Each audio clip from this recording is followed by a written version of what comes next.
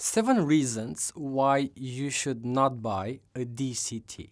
I have to tell you that right now I have a brand new Audi Q3 with a 1.5 turbocharged engine, and it has a 7-speed dual clutch transmission, which Audi likes to call S-tronic. And I have to tell you, it kinda sucks. I have previously owned a car with a torque converter. To be more precise, a BMW X3 with a 2.5 engine, inline 6, naturally aspirated, and 52 engine code. And it had an automatic transmission with a torque converter, and it was made by GM. A transmission which was kind of faulty. I also owned 2 Toyotas, a Corolla and a Camry, which have eCVTs. They're not like belted CVTs, but they behave like a CVT, and they're a lot more reliable than a regular CVT. Right now, I also have a Toyota Yaris, which has an eCVT. So I have driven also lots of cars in the past, even to supercars, I would say. A Ferrari I drove in Lithuania.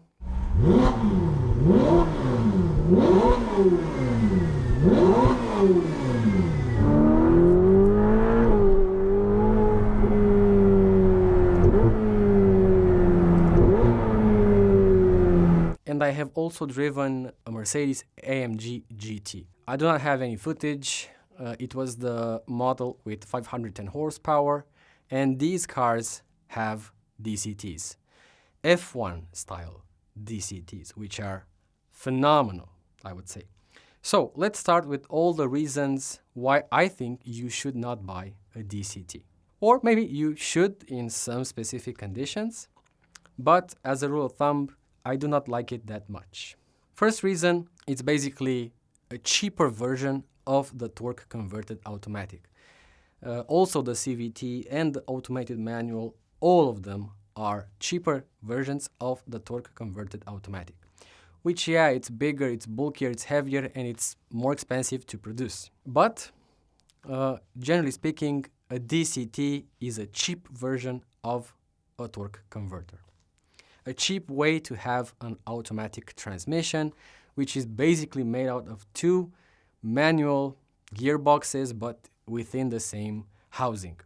One is for even gears, and the other one is for uneven gears. It's also being fitted, this is the second reason, it's also fitted on cheaper cars, except the supercars. We're talking regular cars here.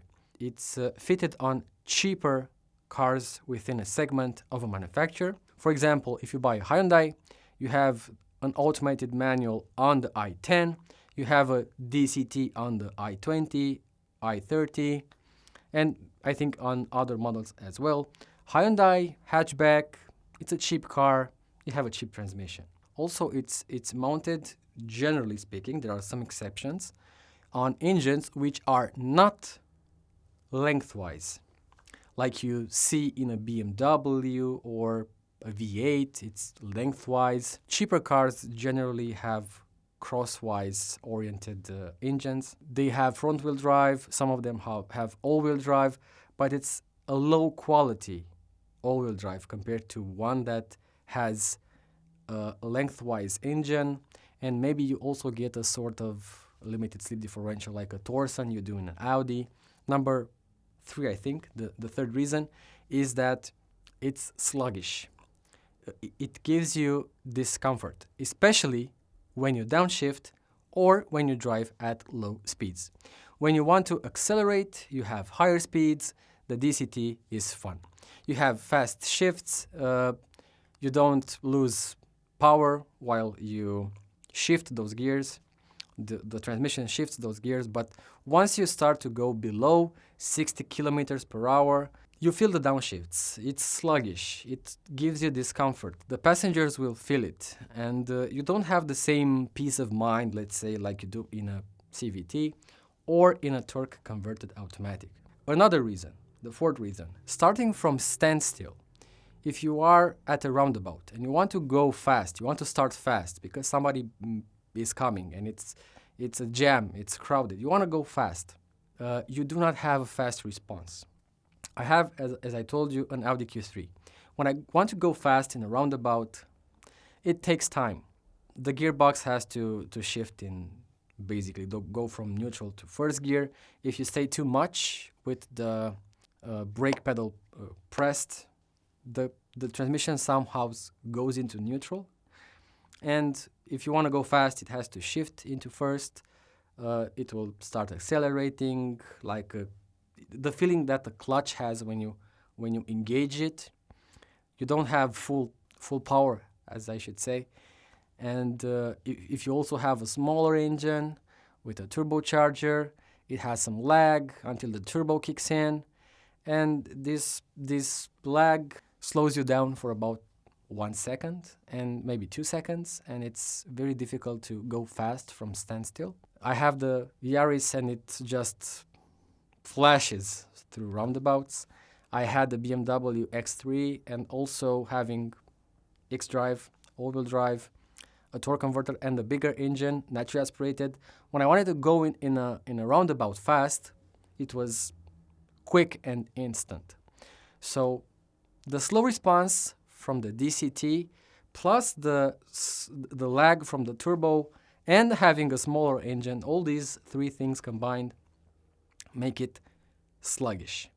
So while everybody thinks a DCT is fast, well, yeah, regular commercial DCTs feel fast when upshifting. Let's say a little bit when downshifting, but at higher speeds. Once you go below 40 miles an hour, and you also put it in sport, the downshifts are a bit aggressive, and for me at least, they create discomfort. The next reason, an important one actually, you cannot tow heavy stuff with a DCT. You may be able to do it because maybe the vehicle, the car itself, it's built, it's stiff, it's nice, it's powerful, it's a diesel, whatever. But it will strain the DCT long term. A friend of mine bought a car to resell it, and the car had 190,000 kilometers, so around 110,000, 120,000 miles, a Volkswagen with a DCT, and it was fitted with a towing hook, which is optional for this car. And guess what? The DCT had shifting issues and the clutches needed replacement. If you would have had an automatic transmission with a torque converter, you wouldn't have this issue. A torque converter is better if you want to tow. If you purchase a car which is an SUV, a pickup, you will never see a DCT. All of them have torque converters, like the one over here. This is from a Range Rover, which is an SUV. So even if Range Rovers generally are not that reliable, they are fitted with torque converters. And yeah, this is the reason why you will not see DCTs on heavy SUVs. 7-seaters, 5-seaters, BMW X5, I don't know, any kind of large vehicles. You will not see large vehicles equipped with DCTs. DCTs are one for cheap vehicles or high-performance DCTs because you want absolute speed, will be fitted on supercars. Other than that, DCTs suck. And one important thing, the faster the DCT shifts are, the lower the reliability. Because those shifts, if they're too fast, the inertial moment, that fast shift, is not really that natural. So somebody has to absorb the shocks. Who will do that? Well, the transmission, the clutches, somebody has to absorb those shocks. That's why you will most likely never see a car with a DCT with over 300,000 miles. You may see if it was very carefully maintained, it has never towed anything, you've done the oil changes on time for the transmission, and maybe you will see some of them. But as a rule of thumb, they are not reliable. Sorry. The most reliable transmission is the torque converted one. CVTs, DCTs, automated manuals are not that reliable. So if you want to tow, don't buy a DCT. Pickups don't have DCTs, SUVs don't have DCTs. They are focused on towing. For towing, you need a torque converter if you buy an automatic. If you want comfort, you also want a torque converter. So, sorry, manufacturers know that DCTs are limited and they do not use them. And the final reason why I think DCTs suck is because you do not have too many options when it comes to fixing it, repairing it, or refurbishing it. If you have a classic torque converted automatic, you will find torque converters, brand new, aftermarket, refurbished, because I had some issues with my transmission at for my BMW, and I looked for solutions.